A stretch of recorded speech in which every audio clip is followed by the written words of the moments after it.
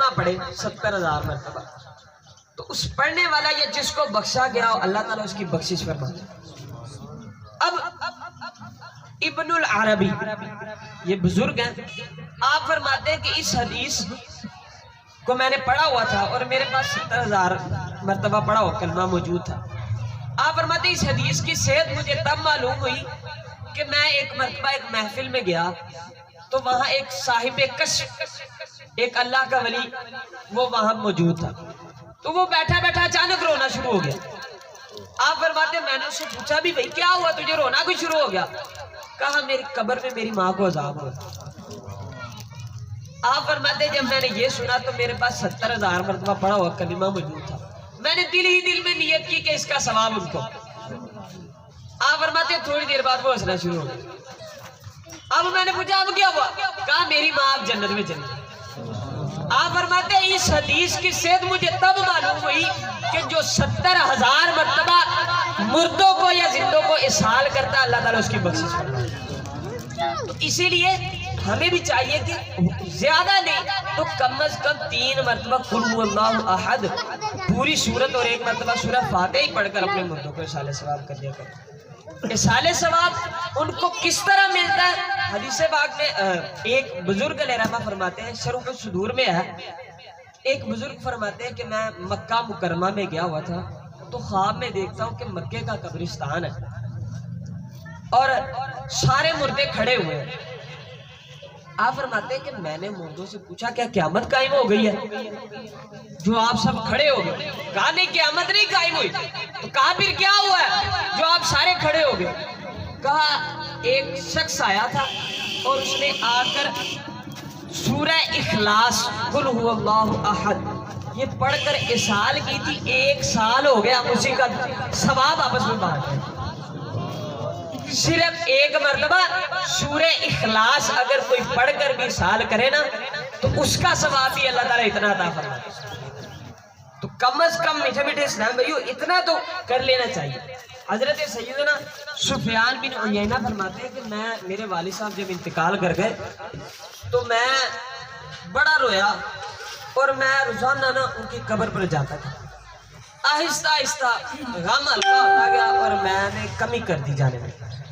کہتے ہیں ایک دن خواب میں میرے والد صاحب آئے اور کہا کیا مہاجرہ تم آتے کیوں نہیں ہو؟ میں تمہارا انتظار کرتا رہتا ہوں۔ تو کہا والد صاحب کیا آپ کو میرے آنے کا علم ہوتا ہے؟ کیا جو میں پڑھ کر آپ کو بتاتا ہوں کیا آپ کو پہنچتا ہے؟ تو کہا کیوں نہیں پہنچتا؟ کہا جب تم پڑھ کر کوئی ہمارے لیے دعا کرتے ہو، کوئی ہمیں پہنچاتے ہو تو میں بھی خوش ہوتا ہوں اور ہمارے ساتھ پڑوسی مردے بھی خوش ہوتے ہیں اور تمہاری کی ہوئی دعا ہمیں نورانی لباس میں ملتی ہے۔ تو میٹھے میٹھے اسلام بھائیو اسحال ثواب حق ہے اور جتنا ہو سکے کم از کم بندہ اگر یہ بھی کہہ دینا کہ میں نے زندگی میں جتنی نیکیاں کی سب اسحال کی تو یہ نہیں ہوگا کہ بندے کی نیکیاں ختم ہو گئی، بلکہ اللہ تعالیٰ دگنی عطا فرمائے گا۔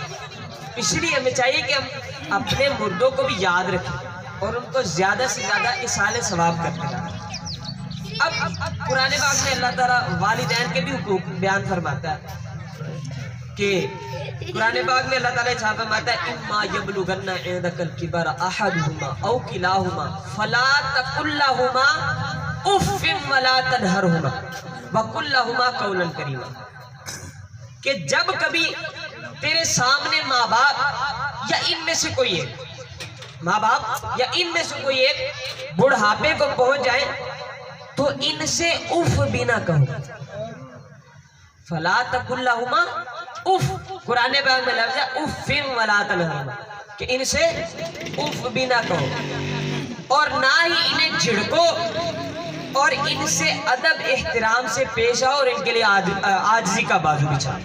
یہ کون بیان کر رہا ہے؟ قرآن پاک۔ اب میٹھے میٹھے اسلام میں غور کریں جو اپنے ماں باپ کو گالیاں نکالتے، جو اپنے ماں باپ کا ادب نہیں کرتے، جو رات کو ملتے ہیں اور صبح ملتے ہیں اور کہتے ہیں ماں باپ کا۔ ایک شخص کہتا ہے یار مجھے بتاؤ میرے ماں باپ میرا اپنے ماں باپ کو کتنا دینا فرض ہے؟ میں نے پوچھا یار بتاؤ اگر وہ بچپن میں کیا انہوں نے تجھے پالتے ہو یہ پوچھا تھا کہ اس کو کتنا پہنانا فرض ہے؟ اگر انہوں نے یہ پوچھا ہوتا نا تو بچے ایک شلوار میں ہی تو پھرتا ہوتا ہے۔ کہ ماں باپ یہ نہیں پوچھتے کہ ان کو کتنا پہنانا فرض ہے، بلکہ وہ خود پہنے نہ پہنے اولاد کو ضرور پہناتے ہیں۔ تو ماں باپ، یہ حدیث پاک میں ہے کہ ماں باپ ایسی نعمت ہے کہ یہی بندے کی جنت ہے اور یہی بندے کی دوزخ۔ کہا گیا کہ بندے کی جنت اور دوزخ کس طرح؟ فرمایا کہ جنت اس طرح کہ اگر ان کا ادب کر لو، ان کا احترام کر لو تو یہی بندے کی جنت ہے، اور اگر ان کو تکلیف دو تو یہی بندے کی دوزخ۔ اور میٹھے میٹھے اسلام بھائیو، اگر ماں جنت کی چوکھٹ ہے تو حدیث پاک میں باپ کو جنت کا دروازہ کہا گیا کہ اگر چوکھٹ میں بھی بندہ کھڑا ہو، دروازہ بند ہو تو بندہ اندر نہیں جا سکتا، اور اگر دروازہ کھلا ہے چوکھٹ نہیں ہے تو اندر نہیں جا سکتا۔ دونوں لازم و ملزوم ہیں۔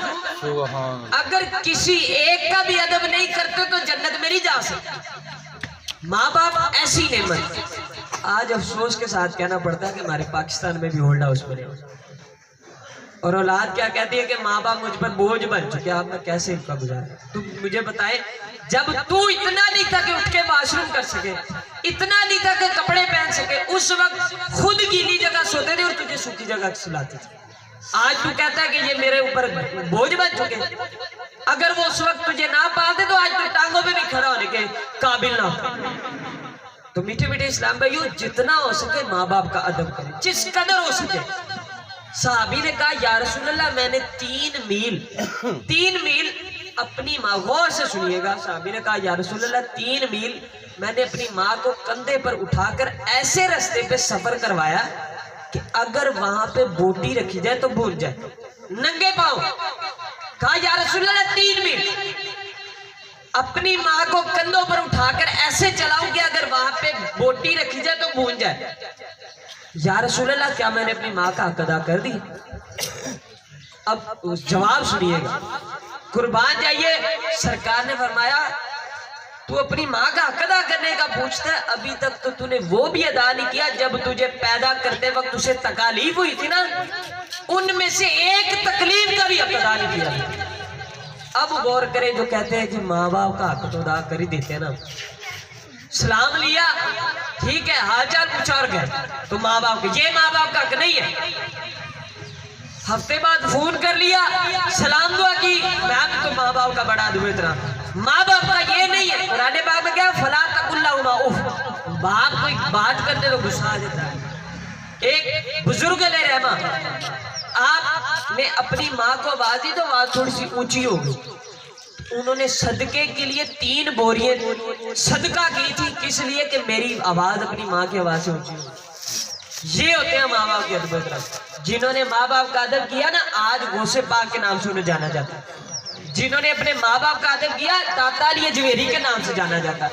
1000 سال ہو گئے، آج بھی ان کا نام زندہ ہے۔ جو رب کا حکم مانتے، رب ان کا بھی نام زندہ کر دیتا ہے، اور جو نہیں ماں باپ کا حکم مانتے نا، جو رب کا بھی حکم نہیں مانتے، قرآن پاک میں کہا گیا نا فلا تقل لہما اف، تو جو ماں باپ کا حکم نہیں مانتے نا، آج ان کو کئی سال گزر کے لیکن کوئی پوچھنے والے، لیکن جو ماں باپ کا ادب کرتا ہے، جو ماں باپ کو پوچھتا ہے، آج وہ بڑی بڑی جگہوں پہ بیٹھے ہوئے اور وہ یہ کہتے ہوئے اعتراف کرتے ہیں کہ یہ سب میری ماں باپ ہے۔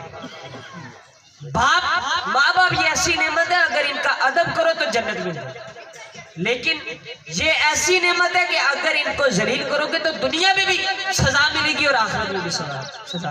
ایک کافر شخص کا بیان ہے، وہ کہتا ہے کہ ٹانگ کٹی ہوئی تھی اس کی، اسے پوچھا کہ تیری ٹانگ کو کیا ہوا؟